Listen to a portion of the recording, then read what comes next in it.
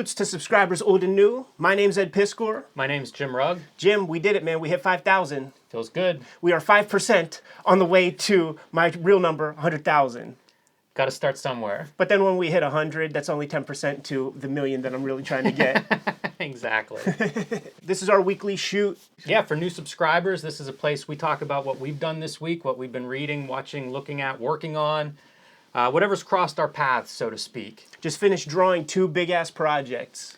Yeah, still coming down off of that. I just finished Plain Jane's. Finished drawing the last of my X-Men comic, 3-year run.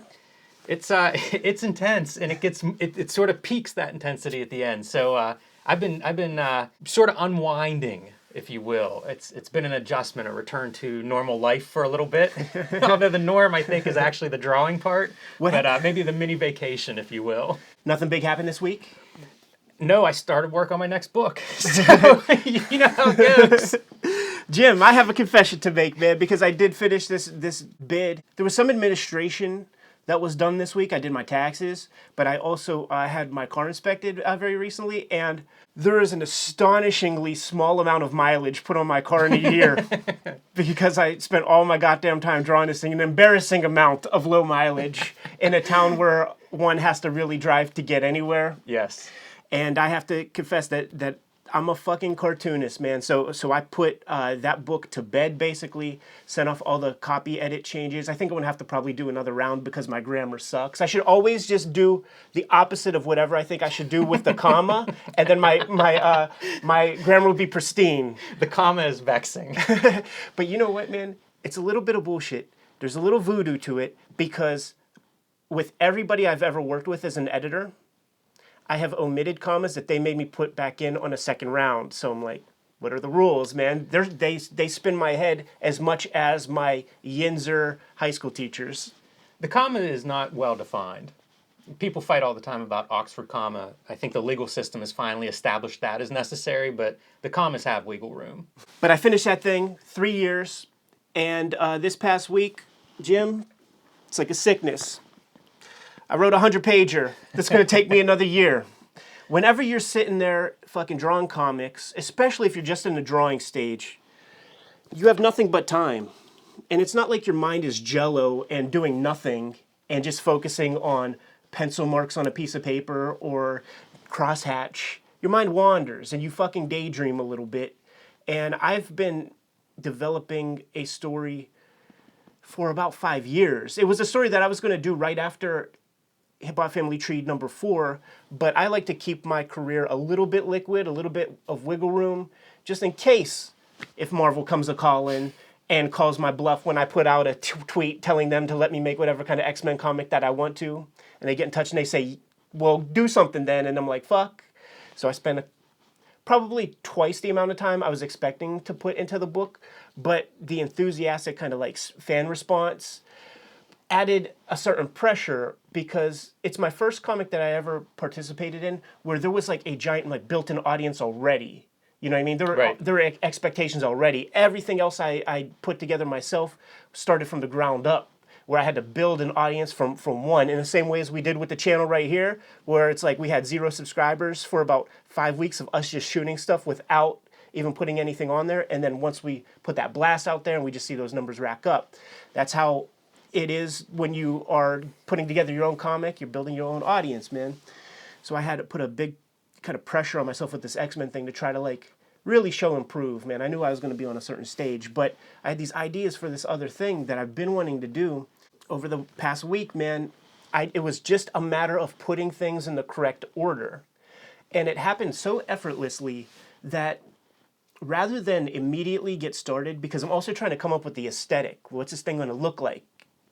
It's a more modern day story, probably shouldn't have the dot pattern, Lichtenstein 4-color process with the color. I'm playing around with some watercolor things. I think I showed you a couple bits, but it came together so effortlessly that I have to do another one because I didn't tell all the story that I wanted to tell in that one. I'm trying to small chunk it. I kind of, this channel, not only are we the president, but we are also the members. And there are things that you have said that are informing my creative decisions as I move forward with this. Things that you say about seeing students who have who are like kind of like bursting with ideas and they try to cram a lot of stuff into one thing. So I'm trying to be a little bit zen about it and just tell a story. You know, like I've done 7 years worth of making comic stories with 100 characters per issue. Right. Let me tell a story about a single person for once. Will you guys give me that fucking latitude? I always remembered when I was reading comic magazines early on, is guys would talk about how much harder it was to do a team book. You know, so whether it was McFarlane usually pointing at like Rob Liefeld and Jim Lee and talking about like having to draw X-Men, that's a taller order. It's a lot to keep straight, and it's a lot of characters you got to figure out and be on top of. So yeah, man, do one character focused story. Sure, that makes sense to me. I tend to work that way. You know, I go in one direction for a while, and then the next project I want it to be the opposite of.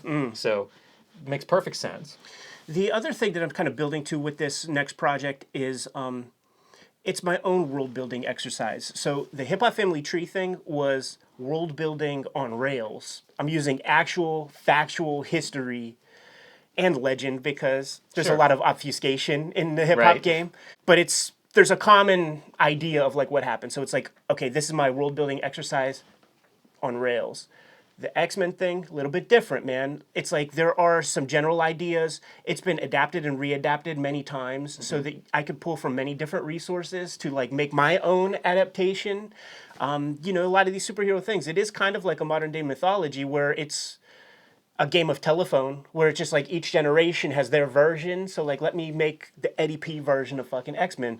So it's there's a little bit more wiggle room to play with. There are certain things that can and cannot happen because there are a general agreed upon set of Right. story points or whatever.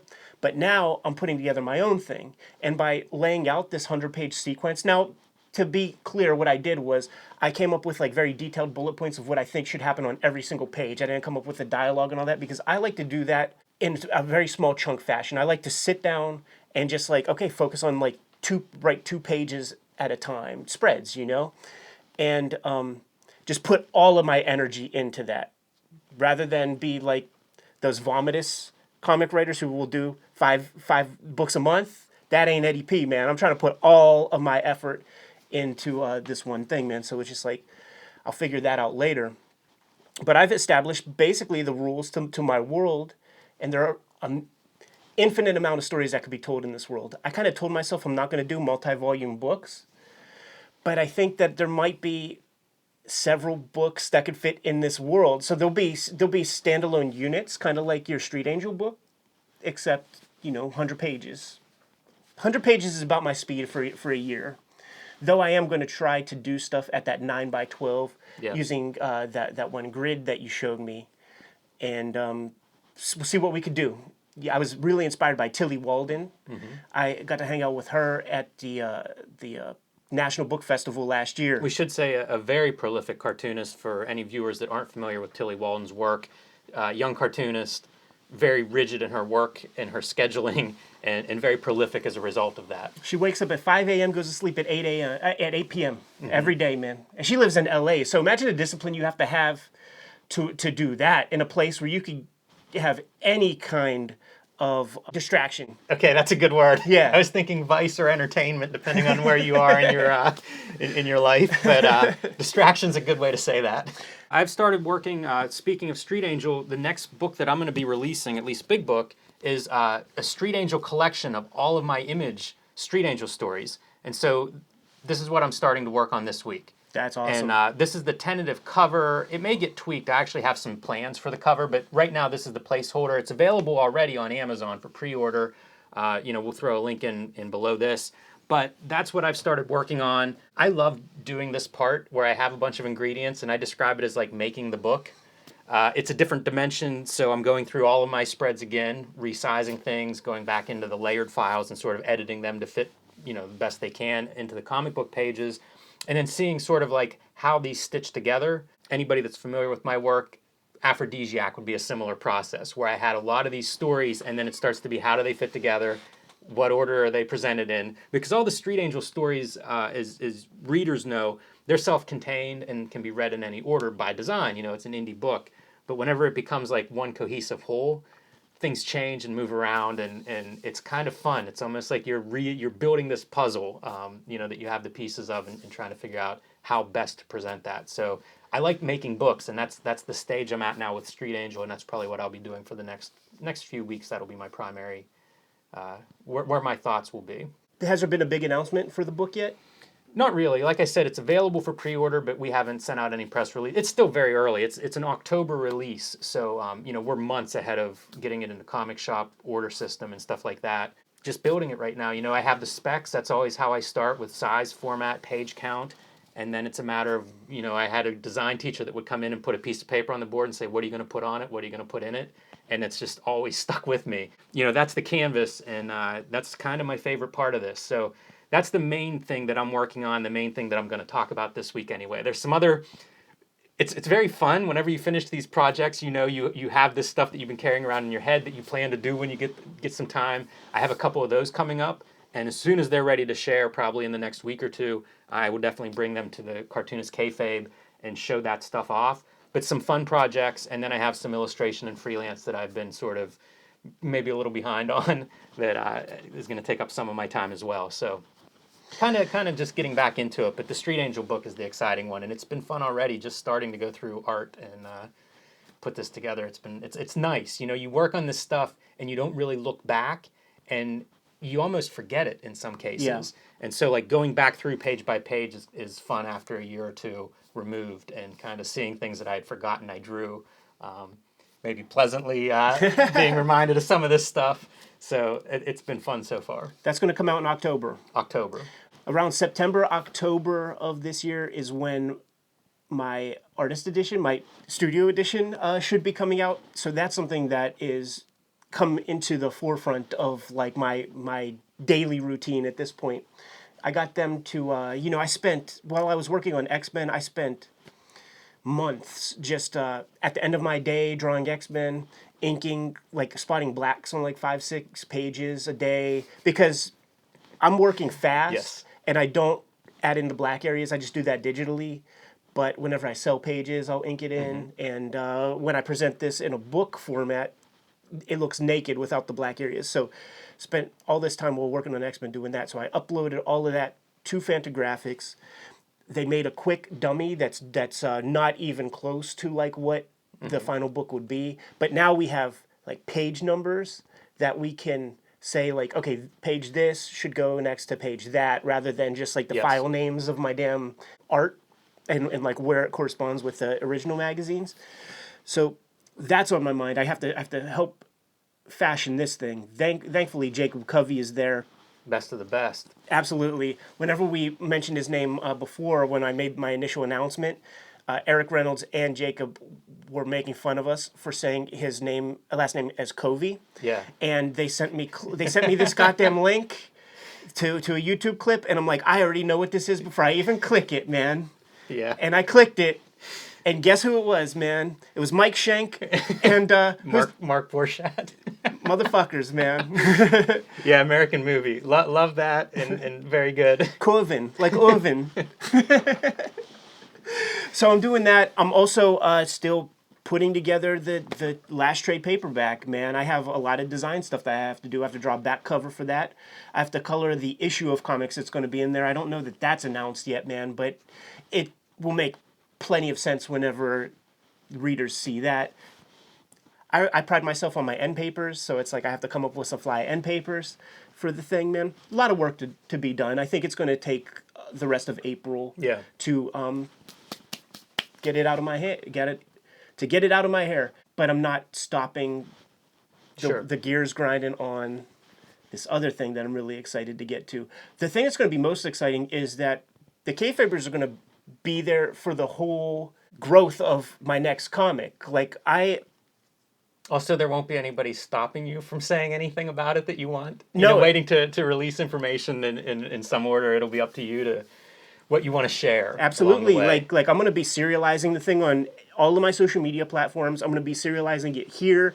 Probably, I imagine, when I get like an issue's worth of material or like maybe even just like a good scene, I'll serialize it on the damn channel. Like I'll read through it, post the art in like an episodic fashion, and like let's just build this audience. I think I'm looking forward to that kind of stuff. We just shot some video about process, and I like these little pieces. It's obviously not the main focus of this channel, but I like seeing those glimpses, and I'm looking forward to being able to talk to you about some of the process stuff as you're going through from the ground stage up. Should we talk about this past week's show and tells, man? Let's do it, because it's one of my favorite topics. Let's do it. Outlaw Comics. We just posted it, getting a very good response to it. Outlaw Comics are sort of these fringe comics, often black and white, often offensive, but they're comics that fall outside of any accepted mainstream, and some of my favorite comics as a result. It sort of reminds us of comics whenever they were a little bit dangerous and a little bit scary and your parents didn't want you to read them.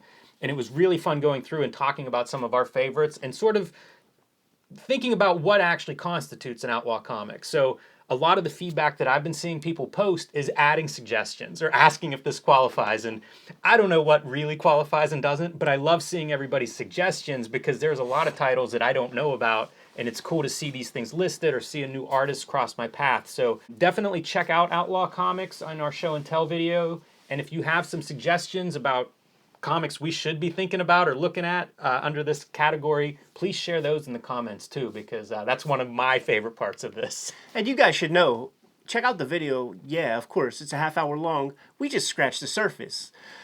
A lot of people were making suggestions to us, and it was almost insulting. A few of them maybe, but yeah, it is definitely just the tip of, just the beginning. I think we'll probably revisit this topic again in the future because it is one of my favorite subgenres of comics, and something I have fun bin diving and finding. So we'll probably return to this topic again. Speaking of bin diving, I posted a bin diving video on Friday, a show and tell. A very fun video. Yeah, like I didn't buy comics for about 6 months. Whenever you put this work together on a tight deadline, you don't have time to do anything. So it's like you're sitting there, you're working, you're making money, you ain't spending it. That's true. So it's like, you know what? I'm going to play a little supermarket sweep at the comic shops, man. There were some spring cleaning sales at one or two of them. And I just decided, listen, man, I'm just going to get what I want. I'm not going to pay attention to anything else. I'm just going to get whatever I feel like, man. And then I ended up with a big, gigantic box at the end of my tour. Felt like I should show some of that stuff off, man. Very good fodder for a video. Good breadth of stuff. I think that's going to happen a little bit more regularly whenever I go on those like big dives or whatever. And I plan on using even the Kayfabe weekly shoot whenever I get a smaller amount of stuff. I got even more comics this week, but then I started getting interested in putting my stuff in order, so I don't have them with me here. Organizing comics is one of my struggles. I have all of my long boxes, all of my comics are alphanumerical, which is great. Easy to find things, kind of a pain to put things back, but grateful when I'm looking for a specific book.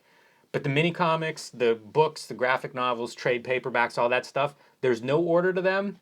I have lost some due to various damages, water damages, things like this. I think every collector has had that horrible experience. I've gotten rid of some stuff just out of like, I think I don't want this anymore and I don't have room or whatever. And so now anytime I'm looking for any of these like odd books, one, I'm not sure if I even still have them. Yeah. And I just turn my house upside down and I drive myself crazy and I look in the same spot 3 or 4 times. I could use some more organization, but I don't know if that's on the books or not. It's just something that I'm doing to kind of let my mind wander while I'm in the writing process. There is a great YouTube channel about DJing. It's called Crate Diggers. Yeah. And they speak to a lot of DJs and producers. And all the best ones who I respect the most, they say that, you're not a real DJ if you fucking count your records. You know what I mean? Like, if you're spending time counting your records, you're not making music. Yes. All that time you're doing it, you're not making music. And a lot of them, they know where their shit is, but ask them about the organizational approach, and there is none. So it's like, a part of that is where my mind is, where I'm just kind of like always on this like forward trajectory of like production, like doing this daydream stuff and putting things in a certain order just in preparation to do a book. It doesn't give me like much tangible evidence that I existed on this planet those days. Like when we were showing those piles, that was like evidence that I inhabited this globe for about 1,000 days. And I like that, and I'm addicted to that. It is a head game. Like some of these tasks don't end up with the physical piece, but they're so necessary Totally. to get to that physical piece. Yeah, that's a psychological hurdle, I guess. It's all a psychological hurdle. Like, imagine, I put a tweet out there, like we had our piles and we're sitting there. You got to start on page 1. And it's almost like a Tex Avery cartoon or something where it's like the to-do pile and then just bloop, take off one, take off another. Yeah, that's a terrible way to think of it, but it's so true. I was drawing out of pads for Plain Janes. So at one point I just went and bought like 150 pages worth, and it's like all blank, and all right next to my workspace. I always love those are always good tweets, man. Any pros out there, man, if you want to boost your followers a little bit, here's what you do. You go buy these pads, you go buy some Micron pens, you go buy like a bottle of ink and you put it down on a table, set it up nice, take a picture and say, I just bought my next comic. Some assembly required. And people like to be reminded that there is some elbow grease that goes into making these goddamn books, man. That can be our hashtag make more comics. I like it. I do love seeing that stuff, though. That's always the popular topic, is people's workspaces and their materials and all of that. We got some mail this week. Before we get to that, I want to thank Jake, who is the recipient of this week's giveaway. And basically, the basic weekly giveaway is going to be like a stack of Hip Hop Family Tree monthly comics. I'm going to sign them. I'm going to send them out to you, Ben. But Jake helped propagate the message for Kayfabe on our social media channels and stuff. And he sent along a copy of the Completely Mad hardcover to me like a while ago. There are several different ways Kayfabers can be eligible to get giveaways each week. Tag us in photos on Instagram after you grab some stuff from our Spread Shop merchandise store. Let me plug our Spread Shop while it's on topic. Yeah. There's a 15% off anything discount going on right now on our Spread Shop. The code is 15April19, all caps, and that'll get you 15% off of any of the t-shirts, hats, mugs, anything that you buy there. So 15April19 on our Spread Shop, and we'll post the link below this video. Thank you for all the support on that as well. It is awesome seeing the pictures pop up. I love making t-shirts and designing t-shirts, so if you all keep buying these things and ordering them and wearing them, we'll keep coming up with new designs and do our best to provide something good for you to wear. It's not far from comic convention season, and we're going to have Heroes Con in basically 2 months. Yes. 2.5 months. And I want to have an over-under bet about how many Kayfabe shirts and stuff we'll see there. Yeah. I'm thinking set the bar at maybe 10 over under. Like, I think it's possible to see more than 10 shirts. Double digits for sure, man. Come out strong for Heroes. And we'll be talking about a lot more, especially since there are pros who seem to dig our channel. And I'm going to be headhunting for interviews down there. So any of you guys that could help us get in touch with this person or that person, the big Willie at the show this time that I've seen so far with the announcements they made, Bill Sienkiewicz is going to be over there, man. Man, I'm a big Bill Sienkiewicz mark. I think he's one of the most influential cartoonists to come out of the 80s. It would be fun to talk to him about some of where he's coming from and what impact he's had. Jim Mahfood, I know you're out there, man, and I know you're hooked up with that dude. Put him in touch with us so that we can get a hold of him and have like a real interview, man. Not like an interview that's just done by, customers. So we are on an awareness campaign. We got those 5,000 subs, man, and at the end of our Akira coverage, which, by the way, first Akira episode's going up Monday. Ooh, that's a big moment. Yeah. Very exciting. Akira Volume 1. In the same way that Tom Scioli made these crazy connections about Domu and certain feature films that are out there that we never thought of, we made some other connections with Akira Volume 1 and some other things that I would say are revelations. Nobody's talked about it. And in fact, my pal Joe Peacock, who runs the Art of Akira, I sent him the video after we edited it. We have some theories about that. Do you sign off on the theories? Yes. Okay. We have some theories about the way Otomo approached this volume. Send it off to Joe. This guy has tens of thousands of Akira animation cells. He's got almost every issue of Young magazine, which, by the way that worked whenever Otomo was serializing it, Young magazine would basically take whatever they could get by deadline. So it would stop super abruptly in the middle of scenes. Some of the issues of Young magazine only published 3 pages of Akira. Wow, that's interesting. Yeah, so they just let him do his thing. work your ass off, get this thing done as you can. You can imagine like one of those 2-page spreads. Yeah, maybe this month. Yeah, maybe that popped up this week, man. So that was really cool. But I sent it off to Joe, and he was like, dude, I kind of sign off on some of your thoughts too. And he added to it, man. Like he showed off some like Sid Mead, like post-Tron paintings and sketches that it's the fucking Akira bike. Yeah. It's exciting. You know, whenever we prep these episodes, like I watch videos and read interviews and stuff, and so much of it's focused on the anime. So I think that's one thing that distinguishes our episode is the focus on the manga. Yeah. Hold up this end, man. So at the end of our Akira coverage, we're going to be giving away this cool Kaneda jacket. And it just so happens that it's going to be around the 1 year anniversary of the Cartoonist Kayfabe channel by the time we get finished with this, man. So we're going to start tagging this jacket up a whole lot more. And one of you Kayfabers are going to get this thing. But this is a special item, man. It costs us a lot of money. So we need to get some return on the investment, man. And we are on that awareness campaign, man. So spread the word about the Kayfabe channels. If you do something significant, we're going to notice it, man. And that's the person that's going to end up getting this coat. It's going to be tagged up front and back with all sorts of little sketches and drawings of all of your favorite Akira moments, characters. I think we're going to have to draw straws to see who's going to get to draw like Tetsuo and shit. Why not have a few Tetsuos? Yeah, I think there's nothing wrong with that. We got some mail this week. Let's start with an email. This week we got an email about process from Cameron Norbert, and he's a fellow cartoonist, and he talks about one of the things he's been wondering about is, what's your thoughts about using a computer to do more drawing or touch-up?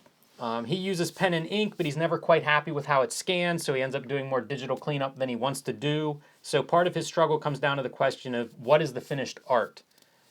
The page, the comic, or both?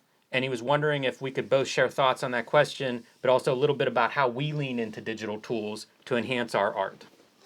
Well, for one, there's going to be an amazing show and tell in the future about our templates and stuff that we use, because it seems like both of our processes are this ping pong back and forth of analog to digital, maybe several times just for a single page. I think I go about 3 passes between analog to digital before I get to my final comic page. With the stuff I'm working on now, I think it might be even more of that, man. I don't do much drawing on screen, on Wacom tablets or on the iPad or anything like that. The tactile experience of the pencil touching the paper and hearing that little of like the ink nib, that is a part of what I'm in it for. You know what I'm saying? Like this digital part is a means to an end, and I will look like an asshole if I proffered original art to a printer, because they wouldn't, at this point, they wouldn't even know what to do with that. Right. So I had to make a concession to even use the computer at all. But you have to, and you have to accept that what you see on the page is ones and zeros. It's not your art. That's a really good point, because that's something that, you know, people have certainly resisted. But at some point, it's going to be digitized in order to make it to the printed page. I would rather be the person responsible for digitizing it than somebody that doesn't care at all. That's for sure. So that's part of the impetus of like incorporating the digital into the process. But as Cameron mentions, it is easy to clean up. You know, whether that's moving your lettering, you know, adjusting spacing and just kind of like moving something a little bit, fixing it. You know, in the old days we might use whiteout or white paint, and I've done that too. But it is very easy to just erase something that, you know, you smudge some wet ink. I will fix that after I scan it. Because it's so simple and it's so fast. As you said, I go back and forth several times. I do use an iPad sometimes for drawing. I did the Image Comics Free Comic Book Day issue last year, Street Angel's Dog. I did that entirely on my iPad. And it was because I got an iPad, I was impressed with it and thought, okay, I need to make a comic on here and see what you can do with this. And so I made a whole comic basically to experiment. I tend to be a little more experimental in my work. That's part of what I like. I have gone through a lot of loving inking on paper, and I still enjoy that and still do that. And actually, I may be doing a video on that pretty soon. Nice. I love all of these processes, and I just see them all as tools. Like, I don't see a distinction between Photoshop and when people started putting paint in tubes, you know, for impressionist painting or something, being able to go outside and paint.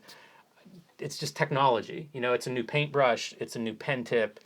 I don't see much difference. And when it really changed for me was at some point, I started not to be able to tell what was digital and what was analog. And at that point, it was like, well, if I'm drawing a line here and I can't tell the difference, then it's just I'm being a hypocrite. So that was really the turning point for me. You know, for a long time, I was kind of like anti the digital stuff. It often looked fake and plastic, and a lot of wasn't it what I still liked. does. A Yeah, lot that's of true. it still does. But a lot of stuff on paper looks like shit too. So, you know, there's lots of examples of bad. But as I started to not be able to tell that difference, I realized like, yeah, it's just one more tool, and you know, I'm only interested in this end result. So his question about, you know, is it the original art? Is it the finished piece? Is it the printed piece? It's the printed piece if you're trying to make a book. You know, it kind of depends on what your goals are. Like I've done artwork, comic book artwork designed for a wall, in which case that's the finished piece. But for the most part, this stuff, these are the finished pieces. So like, I don't care if it's, you know, a bunch of drawn on different pages and put together because, you know, this panel's perfect here and then this one wasn't, so I redrew it here. Doesn't matter to me if those originals are a little bit screwed up. And that's, you know, I go back and forth. I want good looking drawings and original art, but that's not the number one. You know, like the number one is the book that you see here. That's sort of what I was talking about when putting together the material for my studio edition, where I fill in the blacks on the computer because it's a matter of just clicking a button, you know, making sure that the Yes. shape is trapped so that you don't make the entire screen black or whatever. And But that's really common. A lot of cartoonists fill their blacks in digitally. part of my pleasure is sitting there in a Zen lotus position, drawing on a piece of paper, man. It's what I've always done. It's what I always will do. Right. I have very little interest in drawing digitally, but that said, I put together all of my compositions, at least for the X-Men thing, put together all of my compositions digitally so that I could, to the millimeter, rearrange certain figures and create what I call bulletproof compositions where there's no weird hands that are accidentally touching a panel border or any of those kind of like drawing concerns that you have when you start to fixate. Could rearrange things there, here and there. And once you guys see the pages in my studio edition, I letter on the board, but if I misspell something, I just scratch it out. And what the scratch lets me know is when I scan it, okay, like there's a piece of lettering that doesn't look right from a distance, like erase Right. that and replace that RE from somewhere else and all of that. Yeah, I've gone through periods where I'm drawing my corrections in the margins next to the word balloons or next to the panels themselves if it's like that eyeball's wrong. So you'll have like the same kind of face next to the panel, and it's obviously I'm going to put that in digitally after the fact. But I mean, it's all production. You know, I've worked lots of different ways where I'm printing out my scripts and stapling them and drawing on the script my thumbnails, my layouts. And that's just so I can carry that script around. I can work on it on an airplane. I can work on it in a coffee shop. It's portable. And then when I get my iPad, it's the same deal. Like now I can do my layouts on there. It's a relatively small thing I can carry around with me, work on if I have 20 minutes here or there. So it's all kind of relative. Like to me, it's all a tool to the end. Here's my bottom line, and you could close out with what you would suggest. But my suggestion is, if you're making a book, if you're making a comic, something that is many pages, you got to try to make the process as pleasurable for yourself as possible. So if you like digital, don't worry about what anybody else thinks of you, because in a lot of ways, I would rather sell more books than have the respect of my peers. Like nobody in comics has the career that I want, so I don't really give a fuck what anybody in comics thinks about my comic or my process or anything like that.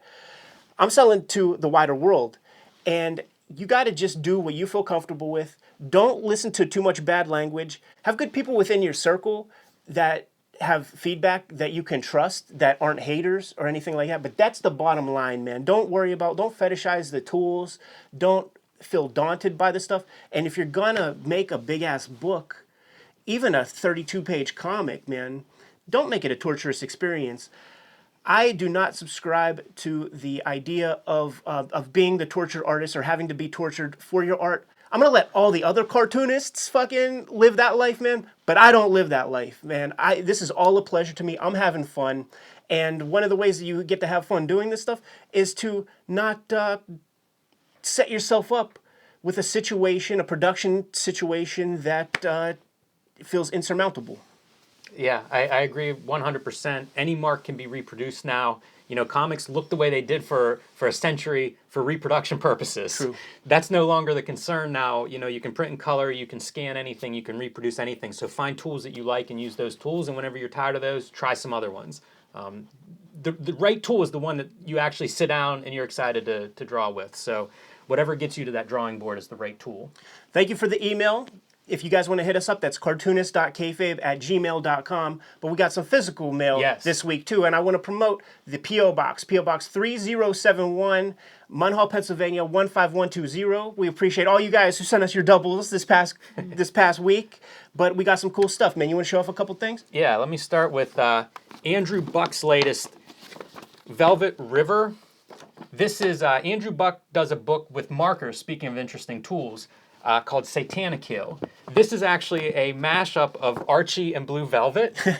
So perhaps it'll find its way into our next bootleg special. But he's a cartoonist that I find his art really attractive and interesting, so it was pretty exciting to see this. I'm a David Lynch fan.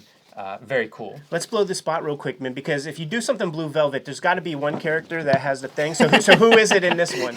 You know what? I just got this. I have not read it. I actually got it today before I came over. Oh, and it's Archie. Oh, there you go. It did not take long to find that. So that's awesome, man. Yeah, Who sent that to us? Andrew Buck. Satanicil is probably the way to track him down in social media. He posts lots of artwork. He does, like I said, these marker drawings, and he does commissions with them. So he's a fun follow on something like Instagram. We got a mound of stuff, and a lot of that work is in the to-read pile. So I'm not gonna show it all off, man. But I got we put up a Wizard episode either last week or the week before, man, and I put the call out there, man. Listen, if you have doubles of Megaton 3, man, I'm not gonna sell it. It's a comic I've always wanted to kind of get my hands on, man, because we've done episodes before where we showed off the early efforts of cartoonists that we really like, and that old Savage Dragon just looks so fucking weird, you know? I have to open this up far from the microphone because that's been a mistake we've been having with our shoots. But I want to thank David in Canada for tossing me his extra copy of Megaton 3, man. I've been looking for, I could scratch this off of my list after 25 years, basically, man. That's really awesome. I'm excited to get into more Dragon stuff because that was one of my favorite Image books, from the early days of Image. And this was such a, it was neat to see this, this has been reprinted several times. And it was really cool for me as a young cartoonist to see this guy that I liked, Eric Larson, at that stage, to see his original stuff or his early efforts and realize oh yeah, he's changed a lot. You can grow, you get better with time, but that's pretty cool. That's the beauty of looking at all of your favorite cartoonists earliest works, man, because we have a long road ahead of us, man. Life is a long game, so seeing any evidence that you're getting better is awesome, man. And let me just explain a little bit of my thought process whenever we were shooting that episode and I was putting the call out there, because you really cock-blocked me because I really wanted this one. I remember this. And you were like, hey man, you could just borrow my thing, or it was reprinted several times, and in my mind I was thinking but I want this one. You manifested it. The channel is magic. Yes. What else you got? Joe Casey and Benjamin Mara recently released their Image book, Jesus Freak. And one of their promos, I had talked to Joe Casey about promo ideas and doing an ash can. So these ash cans are in the tradition of Image Comics' first wave, would do a lot of ash cans. And that's what we were talking about and kind of showing some, sharing what we had. And so he sent me these ash cans this week, which is really exciting. Jesus Freak's a book that I've enjoyed reading. And it's cool to see this stuff. I'm a fan of these kinds of extra pieces, seeing normally color book in black and white, seeing some of the behind-the-scenes stuff's all really great. I think they did a really good job with these. I think they gave them away at New York Comic Con last year or something. So he sent us a couple of those, Ed, one for you and maybe one that we'll give to Kayfabers in a future giveaway. Salute to my man Ben Mara, man. Big proponent of his work. He fits very snugly into the Outlaw Comics subgenre. Yes. And we cover some of his comics in the Outlaw Comics episode. The Outlaw Comics episode, to me, that's the macro. And then there will be the micro ones where we do just a Tim Vigil one, where we do, a Ken Landgraf.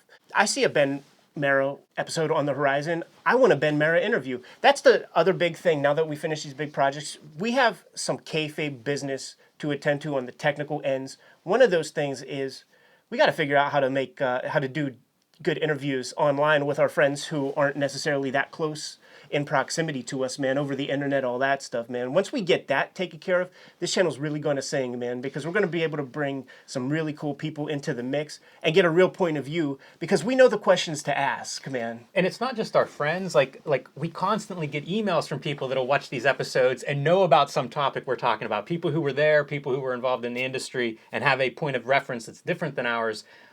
Getting access to those guys and getting them on video, I think, will be huge. Just to expand this conversation, to fill in the gaps that we have, and to get deeper into some of these topics that come up that we're interested in. And, you know, much like your hip hop history, some of this stuff is not recorded anywhere. Right. So getting some of the people that were there and involved and saw this firsthand will be a valuable thing going forward. Speaking of going forward, we're nearing the 2-year mark with our Wizard magazine coverage. We're going to start busting out some Hero Illustrated.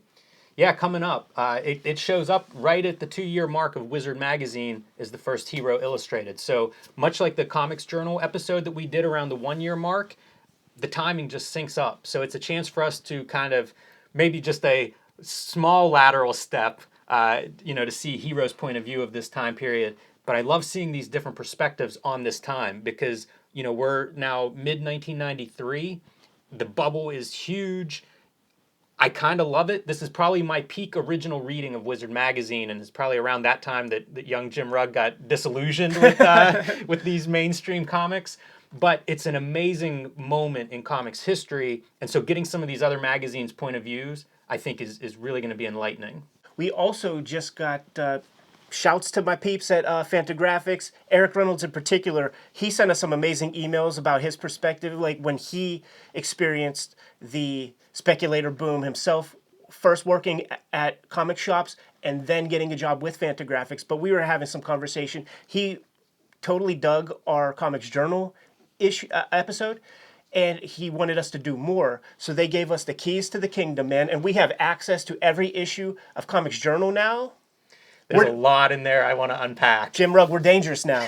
We really are, because Comics Journal has really been the record for comics history in America and North America, and it's going to give us a point of reference for basically everything that we come across, especially any notable event in comics history.